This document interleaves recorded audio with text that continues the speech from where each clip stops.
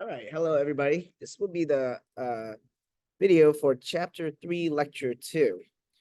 So if you guys remember, the last time we went over naming, right? Naming of compounds. And we had 4 different set of rules for ionic, covalent, and then the 2 types of acids. There's only one more naming that you guys have to know about, and it's actually quite easy, but we should go over it. So this is naming hydrated ionic compounds. So hydrated ionic compounds are just basically compounds that are wet. Okay, that's how you can think of it. Like hydrate means water, right? So something like Epsom salts, you guys may have heard of that, right? Is magnesium sulfate, right? MgSO4, but it's wet. It has 7 equivalents of water stuck to it, right? So 1 unit of magnesium sulfate has 7 water stuck to it. And the way that it's denoted, as you can see, is this little dot, right? So this little dot tells you, okay, 7 waters is stuck to the magnesium sulfate. So the way that you would name it, really easy, you would name the ionic compound, because it's ionic, right? So ionic naming rule. So magnesium sulfate, and then the prefix for 7 is hepta, and water is hydrate. So you just say magnesium sulfate, heptahydrate, right? Pretty straightforward. Let's do this example. Now you have a CoCl2 with 6 waters stuck to it. So this would be cobalt 2. Remember, cobalt is a variable charge metal, right? So you need the 2 Roman numeral within parentheses. So this is called cobalt 2 chloride hexahydrate, right? Because hexa is the prefix for 6. Okay, so all of the hydrate prefixes, all the common ones you need to know, you know, they're the same as the other prefixes that you already learned, right? Mono, di, tri, tetra, penta, and so on. But there's one more that you haven't learned. It's called hemi. So you can have half an equivalent of water stuck to your ionic compound. And so hemi would be the, hi there. Hemi would be the prefix, right? Meaning half.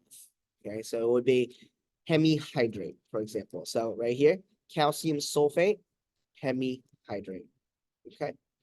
And then this one, barium chloride, hexahydrate. And then this last one, right? Copper, actually, there's a mistake here. It should be copper 2 sulfate, right? Because copper is a variable charge metal. So yeah, let's fix that real quick. We should be copper 2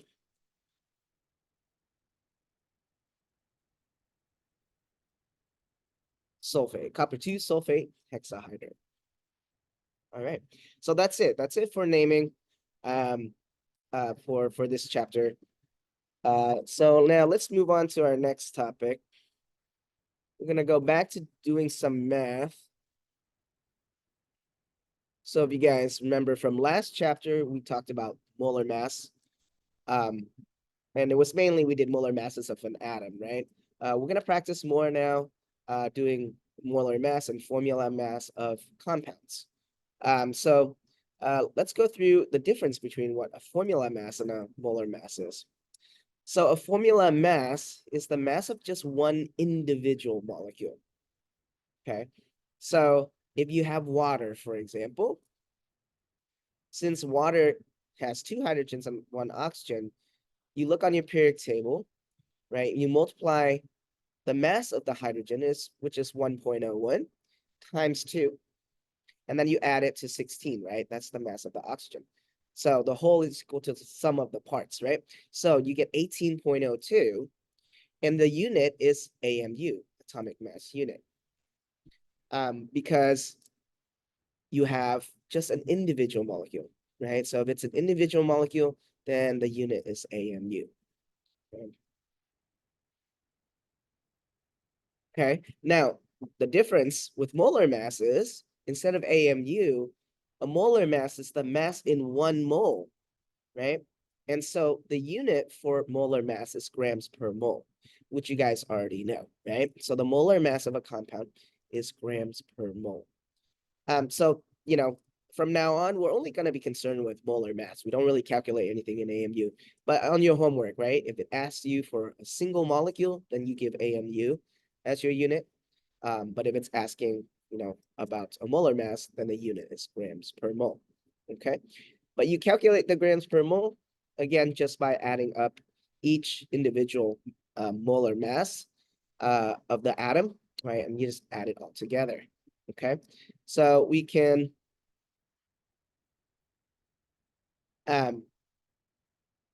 do the molar mass of, let's say, aspirin tablet here. Okay, so let's do this problem together.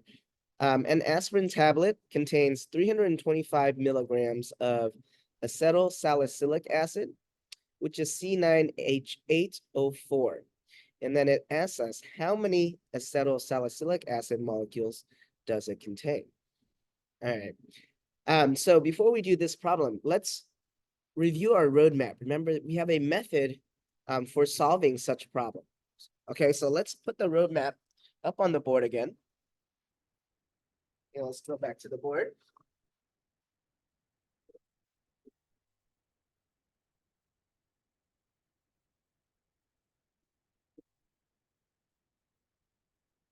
All right, so if you guys remember, right, we often start at atoms / molecules of A.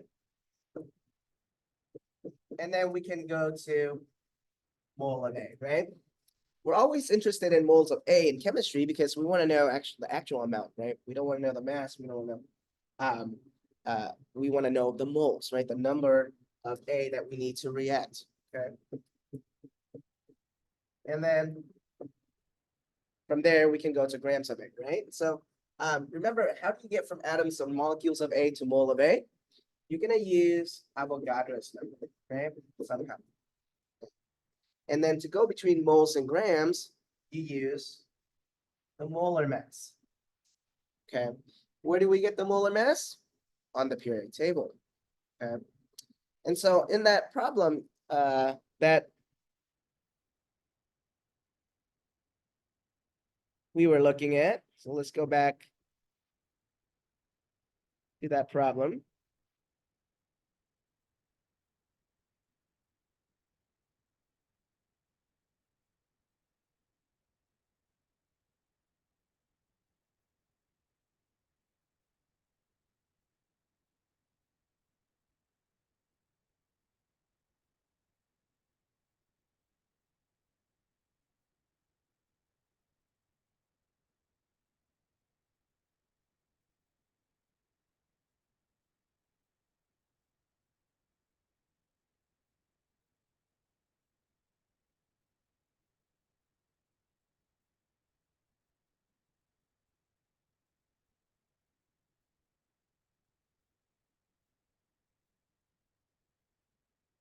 All right, so you guys can see it says an aspirin tablet contains 325 milligrams of acetyl salicylic acid.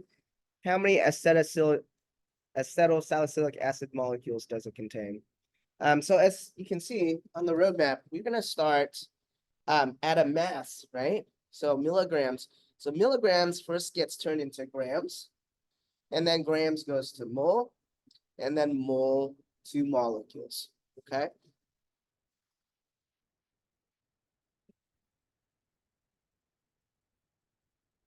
All right, so that's the plan, right? This milligram of C9H8O4 goes to gram of C9H8O4, goes to moles of C9H8O4, and then molecules of C9H8O4. Okay. Okay, so now that we have a plan, right? Using the roadmap, get the plan, now we can execute.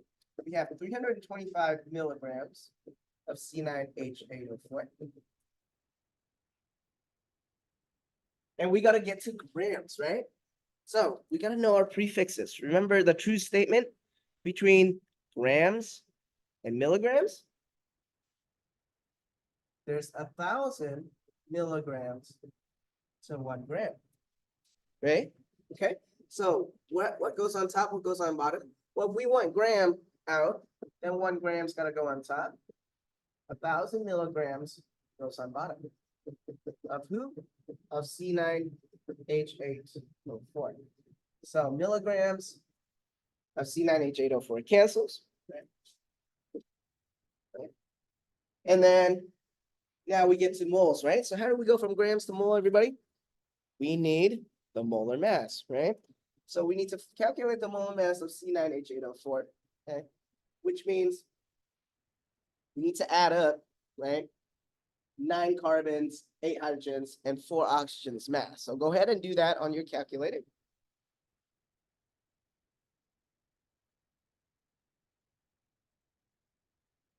You guys should get 180.15 grams, okay?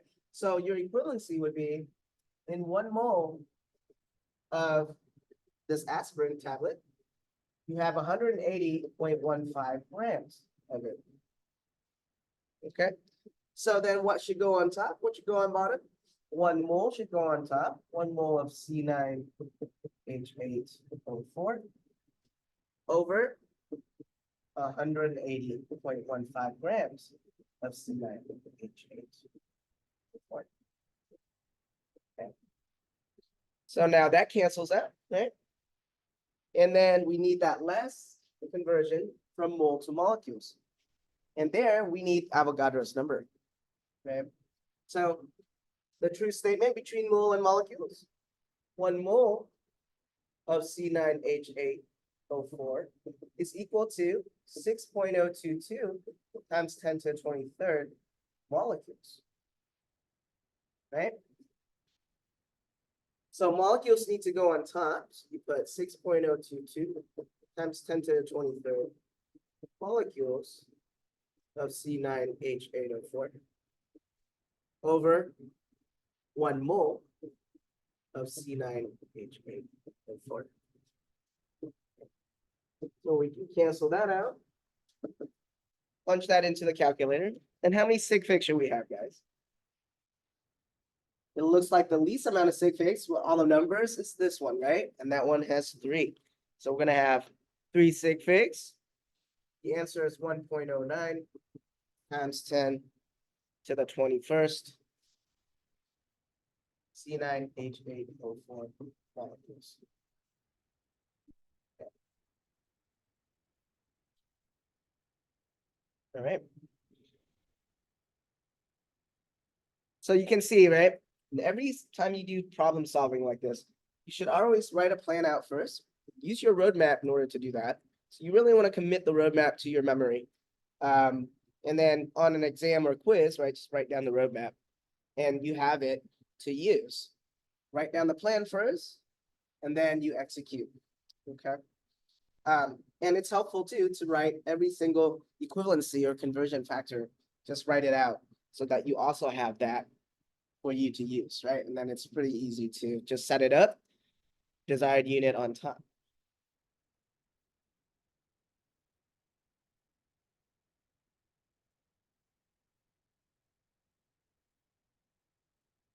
Okay, let's do this next problem.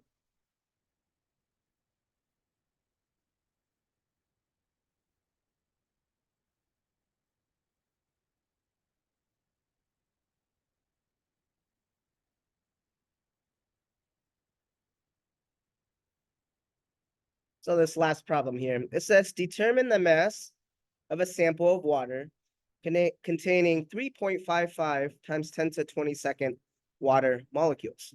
Okay. So if you go back and look at the roadmap, right? This time we're starting at molecules of A, okay? And it wants the mass of A. So we end here, right? That means we have to go over to mole first and then down to grams, okay? So see how I just used the roadmap to write out my plan. Okay? So plan is going from molecules of H2O, okay, to mole of H2O, and then to grams of H2O. Okay. So we start with 3.55 times 10 to the 22nd molecules of H2O. Okay. And then we draw that line. Okay. We need to go to mole, right? And so the true statement is, remember, in 1 mole of water, there are 6.022 times 10 to the 23rd molecules of water. So 1 mole of water should go on top. 6.022 times 10 to the 23rd molecules of water goes on bottom. Okay. And then how do we get from mole to gram? Molar mass, right? So we need to figure out the molar mass of water. Okay, that's 2 times hydrogen's mass, right? Plus oxygen's mass. So 18.02 grams per mole, right?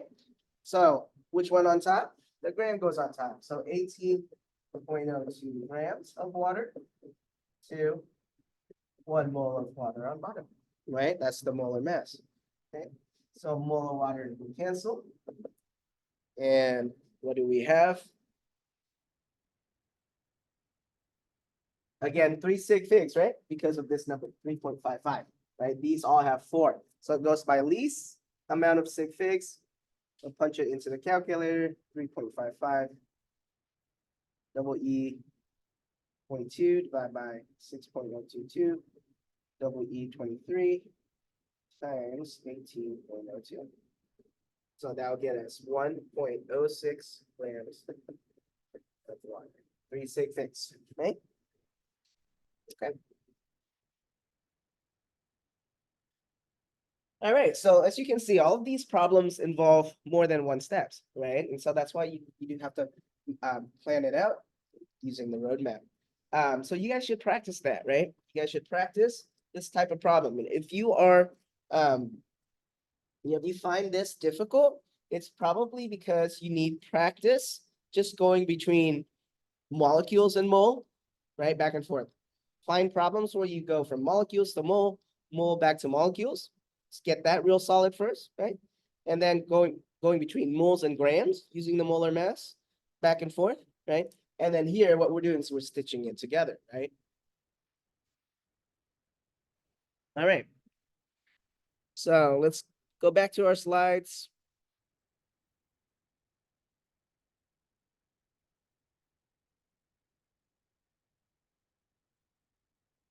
All right, so our next topic is composition of compounds.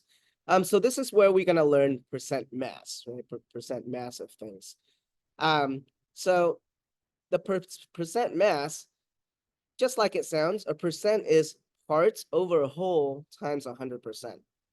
So for example, water has a molar mass of 18.02 grams per mole, right?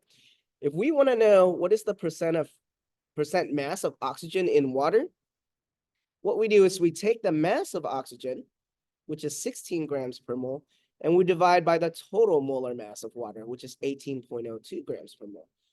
And then we times it by 100 and we get 89% oxygen, right? So we can say that water is made up of mainly oxygen, right? Because oxygen's a lot heavier than hydrogen, okay? So 89% of water's mass is due to oxygen, right? That's what we're saying, okay? So then if we want to know what is the percent mass of hydrogen, right?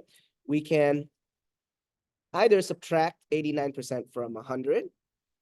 That'll give you 11%, right? Or we can do that calculation again. So let's do that calculation on the board.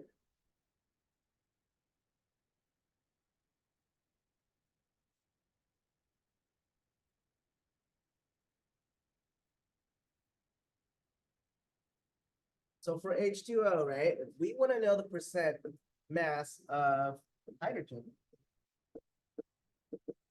we'll need to figure out the total mass of hydrogen. Since there's 2 hydrogens in water, we go 2 times 1.008 grams per mole, okay?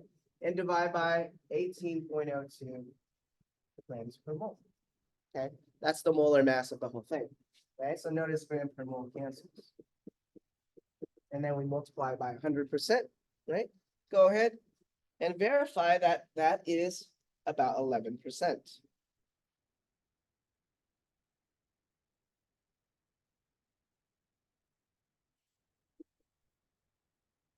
Yep, 11.19% hydrogen by mass, right?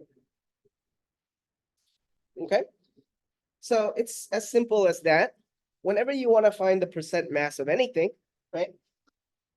Then on top is the mass of that thing, divide by the total mass of the entire compound, okay, times 100. So it's no different for any other compound, right? We can throw any other compound up there, and the formula will be the same. All right. So there's your equation, right? Mass percent of X, take the molar mass of X, divide by the molar mass of the entire compound times 100. All right, so let's do this one, right? Let's say that we have CCl2, F2, okay? And we want to know the mass percent of chlorine, okay? So mass percent of chlorine is equal to, on top would be the molar mass of chlorine. If you look on the periodic table, that's 35.45, but you got two chlorines, don't you, in CCl2F2. So you're gonna take 2 times 35.45, divide by the total mass of CCl2F2. So let's quickly calculate that, right?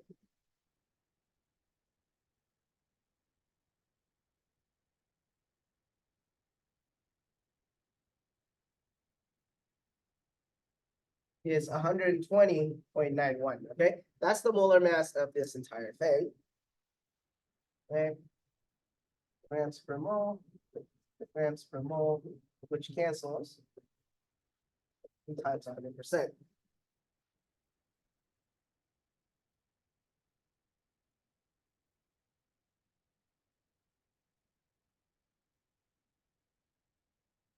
Okay, so that's going to give me 58, and we have 4 sig figs here, right? So for this number, that's 5. So we're going to go with 4. 58.64% mass of chlorine. Okay. So pretty straightforward, right? What do we want to do this for fluorine? We can do it as well. So we want to know percent mass of fluorine. We simply take, now there are 2 fluorines, right? 2 times the molar mass of fluorine, which is 19. Both of these are gram per mole. Divide by, again, the total that we calculated earlier, right? Total molar mass, 120.91 grams per mole. That cancels times 100%. Okay. So let's punch that in. Again, we're going to have 4 sig figs, right?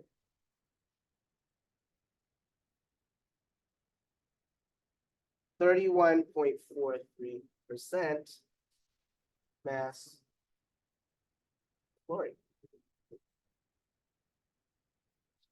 Okay. We can also do it with carbon. Let's just complete the problem, right? So carbon has a molar mass of 12.01 grams per mole. So that's going to go on top. We divide by the total, 120.91 gram per mole on bottom, times 100%.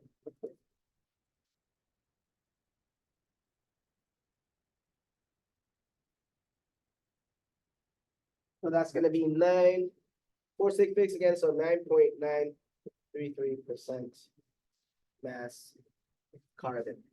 Okay. All right, so you guys see how that works? Now, what if we add these 3 up? What should we get? 100%, right? So that's about right? 58 plus 31 plus 9. And then these sum up. Yeah, that's about 100%. Okay. So that's how mass percent works every single time, right? Part divide by whole times 100.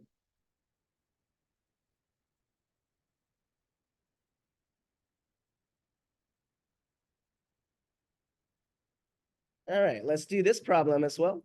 Calculate the mass percent of chlorine in Freon 112, which is C2Cl4F2. This is a CFC refrigerant. You guys know what that is? CFC stands for chlorofluorocarbon. Okay. So chlorofluorocarbons, not very good for the environment, right? But we do, that's why we have to be very responsible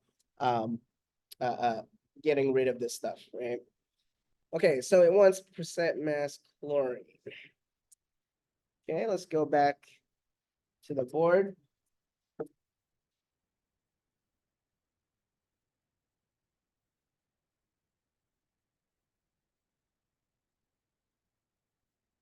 All right, so what was that? Formula C2Cl4F2. Yep.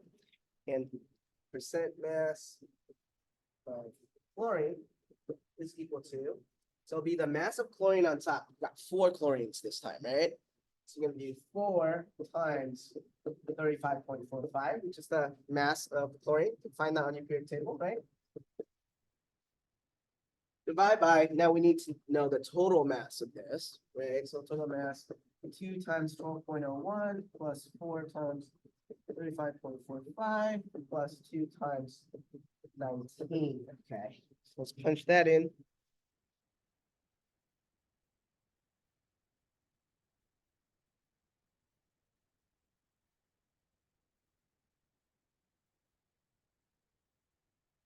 $203.82 grams per mole, right? Unit for molar mass, grams per mole. So that goes at bottom. Okay, grams per mole cancels. We go times 100%. And so what we have left is just percent, right?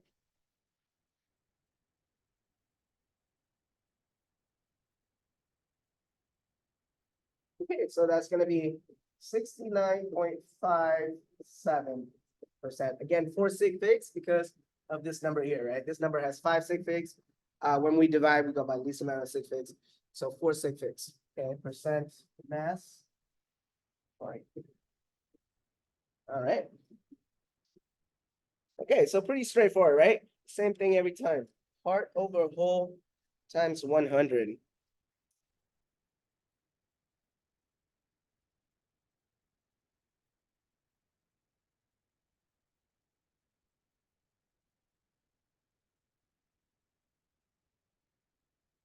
All right, great. Okay, so the next topic is, now we can use these mass percents as conversion factors. Okay, so these percentages, you can actually break it apart, right? Since it's a percent means per 100. So let's say, earlier when we did a problem and it was 58.64% chlorine in CCl2F2, what that means is you have 58.64 grams of chlorine per 100 grams of CCl2F2. And so that allows you to convert between grams of Cl and grams of CCl2F2. Okay. So anytime that you see a percent mass, you can actually you can write it as a conversion factor. Okay. So here's an example of the problem we just did, right? 69.57% mass chlorine can be rewritten as, there would be 69.57 grams of chlorine per 100 grams of this, right? C2Cl4F2.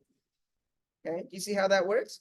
Right, and so this divided by that is 69.57%, right? So what we're doing is we're just rewriting it as a conversion factor. So now what that allows us to do is convert between these two and answer this kind of question, right? How many grams of chlorine are there in 54 grams of C2Cl4F2? Okay, how many grams of chlorine are there in 54 grams of C2Cl4F2? Well, we start with what we're given, right? 54 grams of C2Cl4F2. Okay, then you make that division line. Now ask yourself, what should go on top? What should go on bottom? Since we're going to use this conversion factor, right? We want grams of chlorine out, so grams of chlorine should go on top. So we put 69.57 grams of chlorine over 100 grams of C2Cl4F2. That will cancel. And then you just multiply 54 times 69.57 divided by 100, right? And you'll say, okay, 37. The 5 turns that 7 to an 8 because you got 2 sig figs here. Okay, so 38 grams of chlorine. Okay, and that sounds about right too, right? Since in this compound it's about 70%. Yeah, about 70% is chlorine, right? So in 54 grams of the whole thing, 38 is about 70% of 54. Okay, so that's how we can work it out easily, right? By taking that percent mass and turning it into a conversion factor, okay? So pretty useful. Okay, let's do this next problem. It says the US FDA recommends that an adult consume less than 2.4 grams of sodium per day. What mass of sodium chloride in grams can you consume and still be within the FDA guidelines? Sodium chloride is 39% sodium by mass. Okay, so we know, what sodium chloride is, table salt, right? And so FDA says you can only eat 2.4 grams of sodium, just Na, right? But we're consuming salt. We're consuming sodium in salt, right? In sodium chloride. So it gives us the 39% sodium by mass. Let's rewrite that, okay? Rewrite that as a conversion factor, just like we did with this one.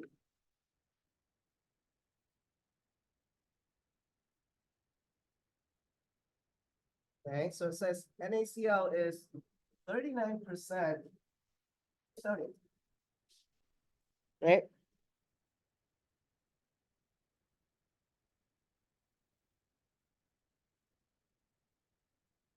So what does that mean? 39% is per 100, right? So we can write it out. That means 39 grams of sodium per 100 grams of NaCl, right? That's literally what 39% sodium means, right? Because it's a percent, so it's a per 100.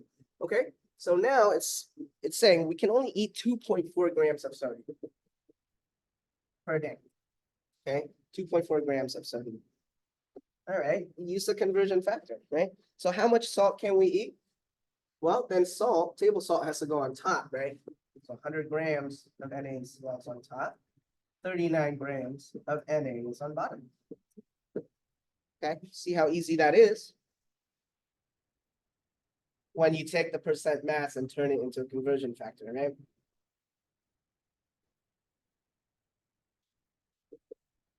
And 2 sig figs, right? For this one, this is 2 as well, so 6.2 grams of sodium chloride. So we can only eat 6.2 grams of sodium chloride per day to not exceed eating 2.4 grams of just Na of sodium. Okay. And that sounds about right, right? Because sodium chloride is about 39% sodium, and 2.4 out of 6.2 is about 40% as well, right? 39%. Okay. Okay, so that's something you guys keep in mind when you see a percent mass and you're doing problem solving like this. Take the percent mass and convert it, and turn it into a conversion factor before you do your problem solving, right?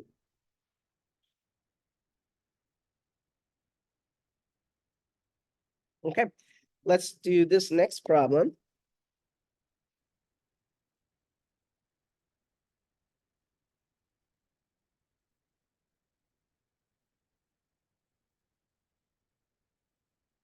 And let's read it first. Hydrogen may be used in the future to replace gasoline as a fuel.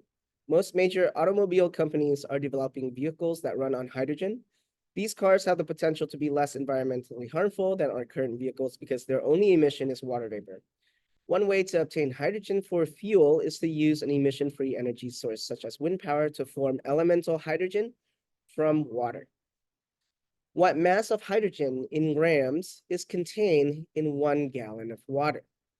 And then it gives you the density of water is 1.00 grams per milliliter. Okay, so I'm gonna write all this info on the board first, right? And then I'm gonna show you guys, right, the plan, right, and the steps necessary to do this. So density of water is 1 gram per milliliter. And we start with 1 gallon of water, and it wants to know the mass of hydrogen, right? So the plan where we start, as you can see, is 1 gallon of water. So 1 gallon of H2O. And where do we want at the end? Mass of hydrogen. So grams of just H. Okay. So we know we're going to need our conversion sheet now here, right, everybody? So go ahead, go grab your conversion sheet so that we can do the problem. Okay, so we're going to go from gallon of water, right, to grams of hydrogen. This is how I want you guys to think about it. What kind of unit is gallon? It's a volume unit. Okay, what volume should I convert to? That would make sense. Oh, well, I have a density and it has a volume unit in it. So I know eventually I need to get my gallon to milliliter, right? So that's the way to think, okay? But maybe there's no gallon straight to milliliter. So I look on my sheet where volume is, I see, oh wait, I see a gallon to liter. So let's take my gallon to liter of water first, okay? And then from liter water, I can go to milliliter of water. Okay. And then here I can use my density, right, to go to a mass, because I know eventually I need to have a mass. Okay. So how do I get from volume to mass? Density, right? So milliliter of water now can go to grams of water. And then finally, grams of water can go to grams of hydrogen. This last step is what we just learned, which is percent mass, right? So over here, I know I'm going to need to use the percent mass of hydrogen to get from grams of water to gram of hydrogen. Okay. And then let's get the equivalencies along the way here so that we have it, right? Gallon to liter, when you look at my conversion sheet here, it says 1 gallon is equal to 3.7854 liters. Okay, so I put it right there so I know I'm going to use it, right? The key to this type of problem solving is just being really neat, okay? So have everything just all there for you. Liter to milliliter, we know that. This one you should have in your head, right? 1,000 milliliters is equal to 1 liter. Okay, and then how do we go from milliliter to gram? Oh, it's this conversion factor, right? 1 milliliter is equal to 1 gram, right? That's from density. Okay, and then the last part we'll do separately if you use percent mass hydrogen. Okay, so let's set it up. 1.00 gallon of water. Draw the line. Remember, we want to go to liter, so liter is going to be on top. 3.7854 liters of water in 1 gallon of water, right? True statement from our conversion sheet. Gallons of water cancels. Next one, liter to milliliter. There's 1,000 milliliters and 1 liter. We want milliliter out, so milliliter should be on top. 1,000 milliliter on top and 1 liter on bottom. Of who? Of water, right? True statement. 1,000 milliliter of water in 1 liter of water. Okay. Next, how do we get from milliliter to gram? It gave us the density, right? That's why it was there, so that we can get to gram. So gram needs to go on top, right? 1 gram of water is the same thing as 1 milliliter of water. Okay.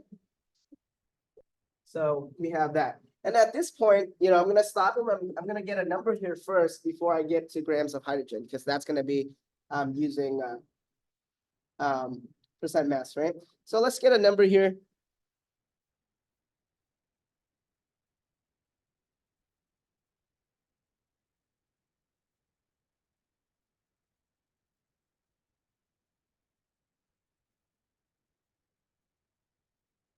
We have 3785.4. Okay, that's grams of water, right? Okay. So now we need a percent mass of hydrogen in water in order to get to grams of hydrogen. So what is the percent mass of hydrogen? Let's calculate that in water. We got 2 hydrogens in water, so 2 times 1.008 grams per mole over the molar mass of water is 18.02, right? Remember that from an earlier calculation that we did? Times 100%. So that's equal to 11.19% mass of hydrogen.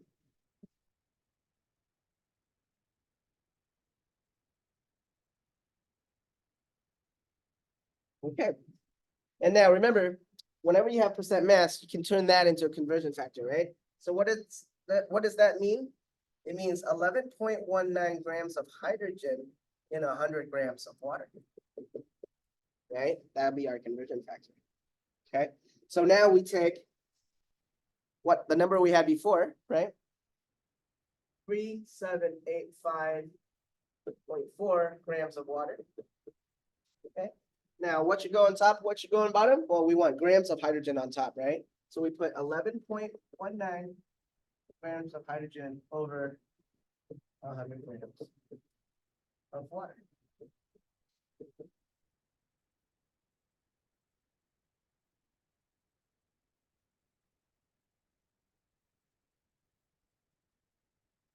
So now we have 4 sig figs, right here, 423.6 grams of hydrogen.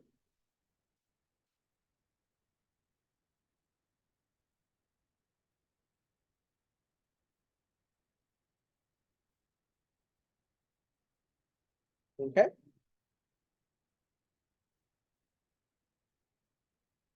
So you guys can see that it's important that you make the plan first, get all the equivalencies just written out, and then all you have to do is just stack them together, right? So even though this is like, it looks like a very long problem, right? Multi-step problem, but if you take it step by step, it's not so daunting, right? It's not so hard, okay?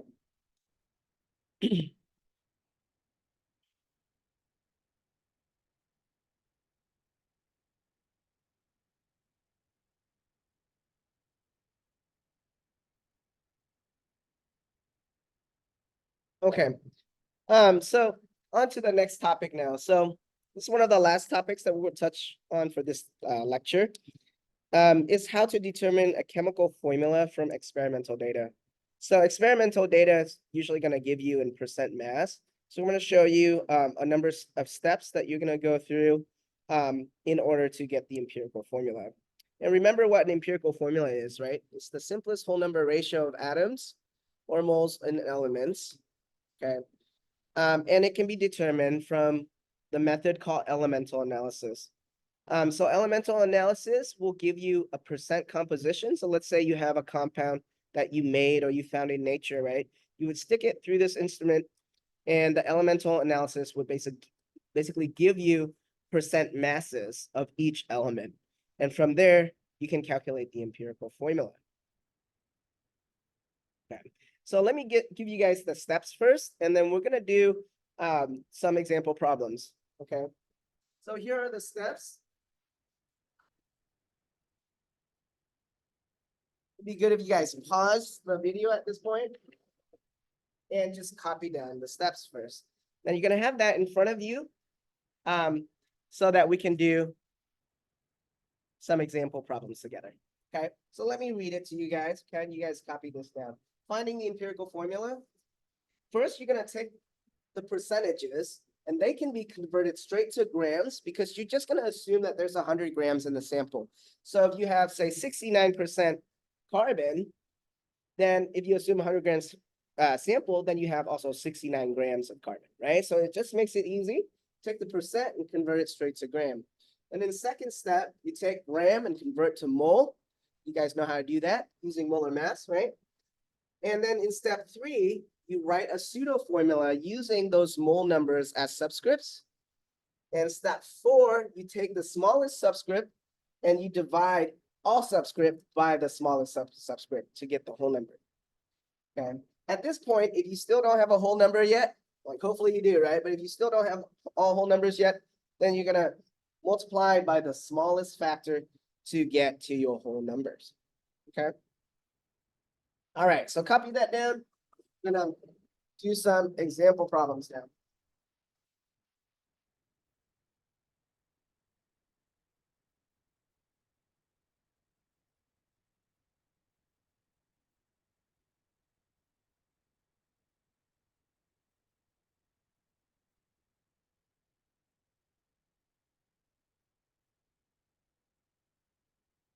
Let's do this one first, okay? Because it's got percentages, right? So it says here, right, a lab analysis of aspirin determines the following. You got a compound that is 60.00% carbon, 4.48% hydrogen, and 35.52% oxygen. So I'm gonna write this on the board first so we have that. And then we're gonna solve it together, right, using our steps.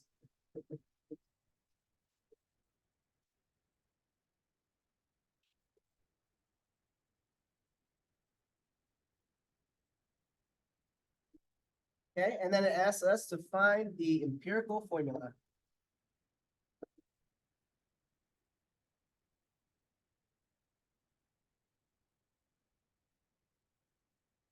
All right, so got the steps out in front of you, right, guys? Step 1, and I'm gonna really clearly label it so you see what I mean by these steps. Convert percent to gram. Well, these are all percentages, right? We're gonna assume 100 grams, so they become grams as well. So you have 60.00 grams of carbon. You have 4.48 grams of hydrogen, and you have 35.52 grams of oxygen. Okay. That's step 1, right? Step 2, it says convert grams to moles. How do we do that? Use the molar mass, right? So take out your periodic table. What is the molar mass of carbon? It's 12.01 grams per mole, right? We want mole on top. So 1 mole of carbon is 12.01 grams of carbon. So grams of carbon will cancel. Let's punch that in. And at this point, don't round. Don't round too much. You want at least 4 sig figs, okay? Just keep 4 sig figs, so 4.996 moles of carbon. Then we move on to get moles of hydrogen. So 1 mole of hydrogen is 1.08 grams of hydrogen, right? From the periodic table, gram cancels.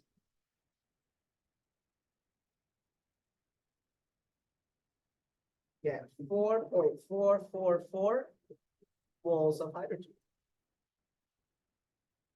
Okay, right? Everybody with me? All right, let's do oxygen. 1 mole of oxygen, 16.00 grams of oxygen.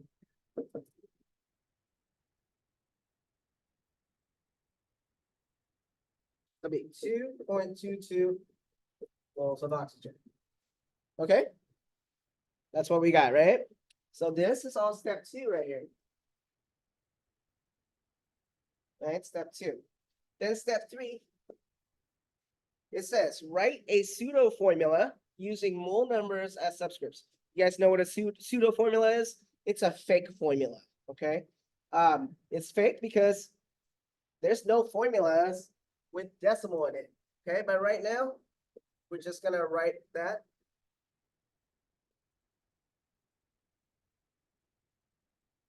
Pseudo formula, okay? So we kind of have that structure of a chemical formula, right? But it's pseudo because They're not whole numbers. They have to be. So do you know how to get them to whole numbers? Step 4, it says, divide by the smallest subscripts to get whole numbers. So which one's the smallest subscript? Out of these 3 subscripts, it's 2.22. So what you do is you divide everybody by 2.22. So divide by 2.22, divide by 2.22, divide by 2.22.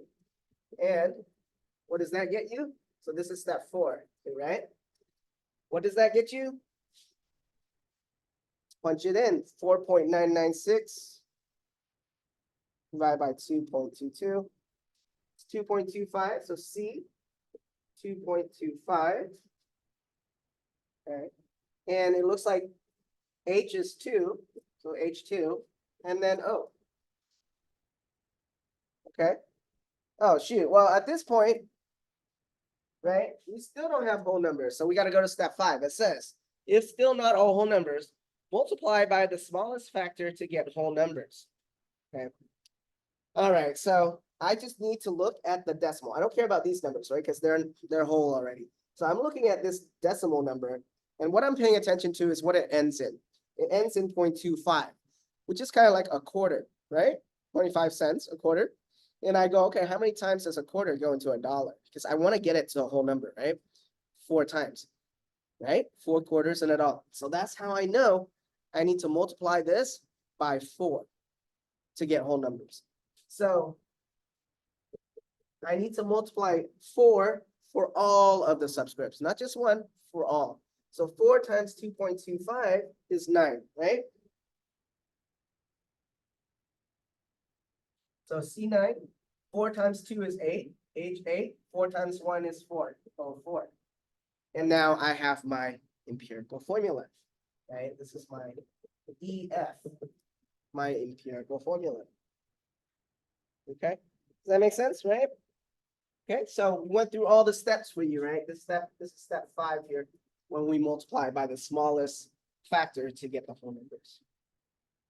Okay, so you follow the steps like that every time, you get the empirical formula, no problem, right? And so really, I broke down all the steps for you, just gotta follow it, okay? All right, let's go back to the slides, and let's do this problem. A compound containing nitrogen and oxygen is decomposed in the lab. It produces 24.5 grams of nitrogen and 70.0 grams of oxygen. Calculate the empirical formula of the compound. Okay, so you guys noted this problem is even shorter than the other one because we're already starting at grams, right? It already gave us the grams of the atoms. So all we need to do is convert that grams to moles, okay? So let me write it down, and then we'll do 24.5 grams of nitrogen and 70.0 grams of oxygen. Okay. Again, we want to know the empirical formula. Okay, so right here, we just start right off at step 2, right? We're already starting at step 2, which is taking the grams to moles. Okay, so 1 mole of nitrogen is 14.01 grams of nitrogen. All right, that's just the molar mass of nitrogen. And that's equal to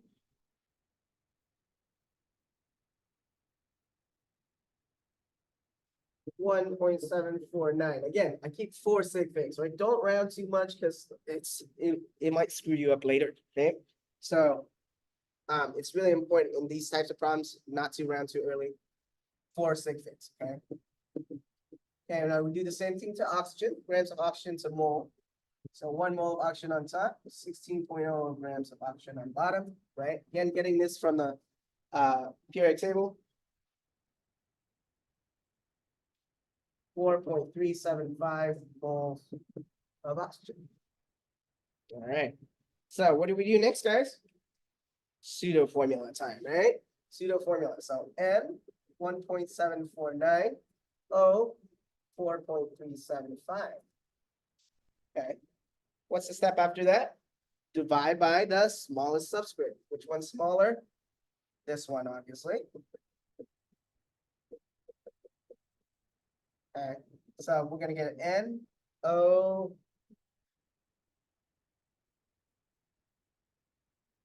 2.5. Okay. Oh, we still don't have a whole number, so step 5, right? We need to multiply by the smallest factor to get to whole number. Again, I'm gonna look at the decimal. It's a 0.5, it's a half. So you're asking, right, that's 50 cents, right? It's like a 250. So 50 cents. How many 50 cents go into a dollar? 2. And so you multiply by 2. 2 times 1 is 2, so we have N2. 2 times 2.5 is 5. So your empirical formula is N2O5. Okay. You're good, right? Pretty straightforward there. All right, let's go back to the slides. All right. So let me show you guys this table, okay? To know what factor to multiply by to get to a whole number, right? Do what we just did, right? Think about money, because everybody it's pretty good with the money, right? So if your fraction ends in a 0.2, think of it as 20 cents. And then ask yourself, how many times does 20 cents go in a dollar? Oh, 5. Okay, so that's why I got to multiply by 5 if my decimal ends in 0.20. Okay. What if my decimal ends in 0.25? Well, that's 4 quarters in a dollar. So multiply by 4. If it ends in 0.33, remember 0.33 is like a third, right? 1/3. So you need to multiply by 3 to get a whole number. If you're 0.4, that's your decimal. 0.4 is double of 0.2, so it's the same. It's 5, multiplied by 5, right? If you're at 0.5, now you're like, how many 50 cents are that go into a dollar? So that's 2, so multiply by 2. If you're at 0.66, that's 2/3. So again, you're gonna multiply by 3. If you're at 0.75, now 0.75 is like, 3 quarters, right? 0.75 is 3 quarters, so you multiply by 4, right? If you're at 0.8, 0.8 is, like 0.4 and 0.2. There's just multiples of those, right? So you're back to 5. So notice you don't have to ever, you shouldn't ever have to multiply, anything past 5, okay? And you use the decimal to figure that out. Now, if you're at something like 0.95, right? Let's say it comes out to 2.95. Obviously, round that to 3, okay? Round that to the whole nearest whole number, right? 2.983. If it's like 4.05, then you round down 4, right? 4.05 is close enough to 4, okay? So it should be pretty obvious. If it's not obvious, then probably you did a calculation wrong, okay?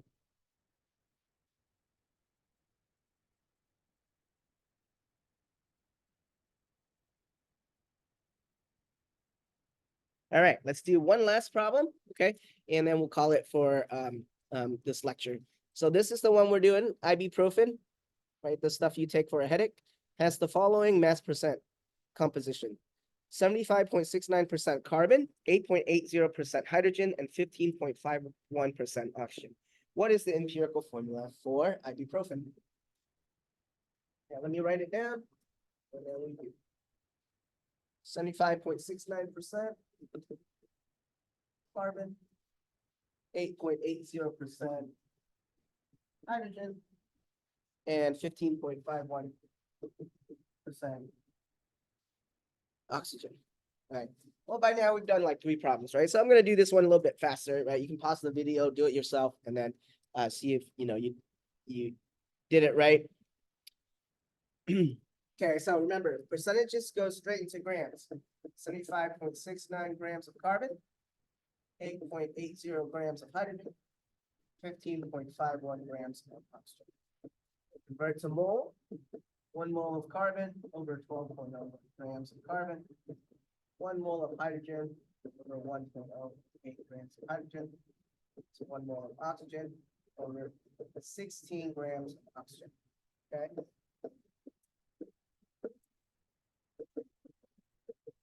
Get those numbers.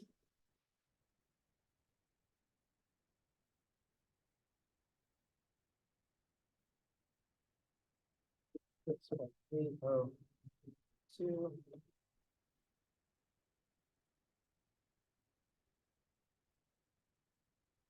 0.730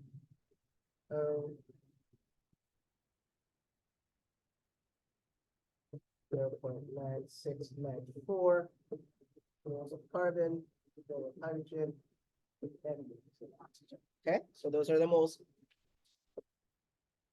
Pseudo formula.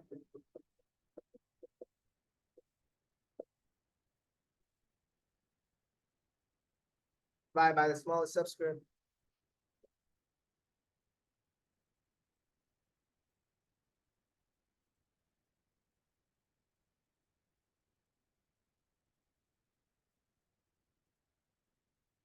C 6.5.